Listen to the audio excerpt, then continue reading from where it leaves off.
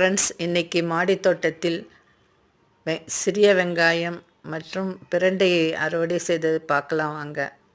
சிறிய வெங்காயம் கொஞ்சம் பாட்டில் வச்சுருந்தேங்க. அதெல்லாம் நல்லா வளர்ந்து ஆல்மோஸ்ட் காஞ்சி போடுற மாதிரி இருந்ததுங்க. அதனால் பறிச்சிட்டேங்க. வெங்காயம் நிறையாவே வந்திருக்குங்க. பிரண்டையும் நிறையா வந்திருக்குங்க. அதான் 3 கணு இருக்கிற வரைக்கும் அதை கட் பண்ணி எடுத்தோம்னாக்கா நல்ல எலசாக கிடைக்குங்க. பிரண்டை தொகையல் செய்து சாப்பிட்டாலும் நல்லா இருக்குங்க. ஊறுகாயும் செய்து சாப்பிட்லாம். பிரண்டை பொடியையும் செய்து சாப்பிட்லாங்க. அடிக்கடி பிரண்டையை சேர்த்துக்கிட்டாக்கா முட்டிக்கால் வலிக்கு ரொம்ப நல்லதுங்க.